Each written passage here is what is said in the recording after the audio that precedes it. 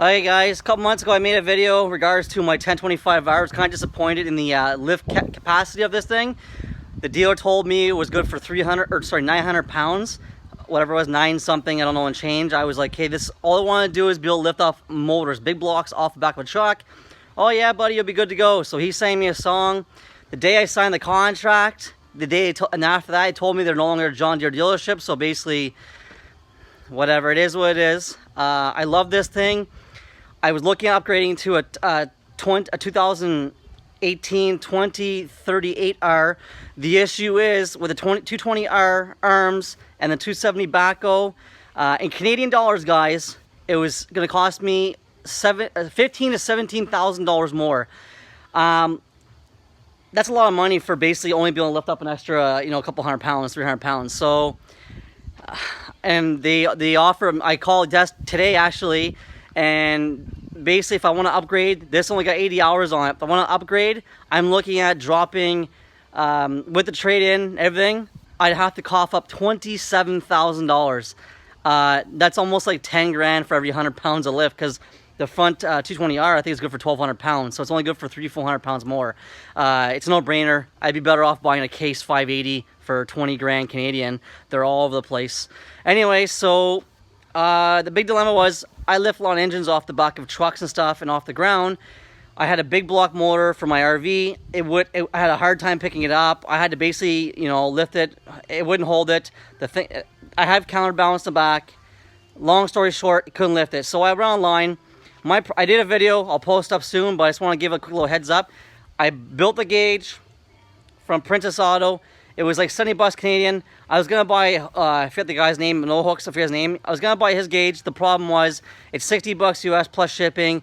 It would have been $120 and I had to wait for it. So anyways, I raised the pressure up to 2050, I think 2,100 pounds PSI.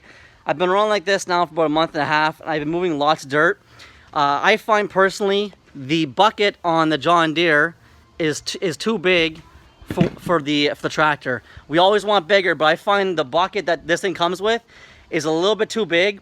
If I go in and dig into, even with the pressure cranked up, I go dig into a pile of dirt, I really have to play with it full drive, get to going, because otherwise I'm hitting the forward on it and the motor's bogging down to a point where you'll see it start to sputter and everything. So anyways, I cranked the pressure up a little bit. It's helped. I use my judgment. I can tell the front. I can feel the tractor if it's lugging. I won't race down the road or down the driveway or anything to bump it around and break the lines. Anyway, so this is what I did. I bumped the pressure up. I'll have a video I'll post up, but I put my 454 off a boat. It's a cast iron block, cast iron crank, cast iron heads, intake manifold, alternator starter, and on a skid. The skid was probably 80-90 pounds. So we're guessing to the 900 pound range. I was able to lift it up. I got it up about 2 feet up and I held it. Now the tractor needed more counterbalance, but I got it up. So long story short, I love this thing. It's a godsend. It saved my back so many times working on stuff. I highly recommend this to anybody who has property to buy one of these things. It took me about a year of twisting my arm to basically buy this thing, and it was the best investment I made. So anyways, I'll tag the video on here of the lifting the big block. But anyways, if you have any questions, guys, shoot me a text. Okay, so I got a big block here, big block heads, cast iron everything, supercharger intake manifold, the injectors, the alternator, power steering pump, and the bell housing on it. And my John Deere Johnny is cold. Let's see if she can lift it up.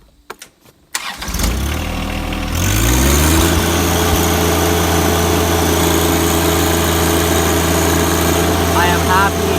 Oh yeah.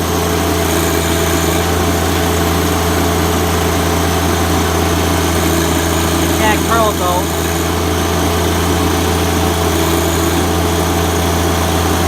In the video a second ago, I stated she was cold. I meant the hydraulic fluid was cold. I ran it up.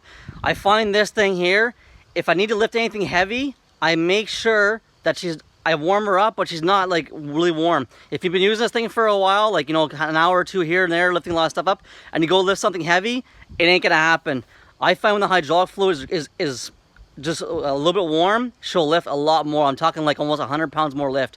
once she starts getting warm, and maybe it's just me, I did do my 50-hour service on this thing, but I find this thing here, when it gets warmed up, I lose lifting capacity. Like, if you can grab the cylinders and they're warm, that's when I find it loses capacity. If they're just like slightly warm to the touch, I find it has good lifting capacity. But anyways, hope the video is informative to people. Like I said, if you have any questions or comments, post them below.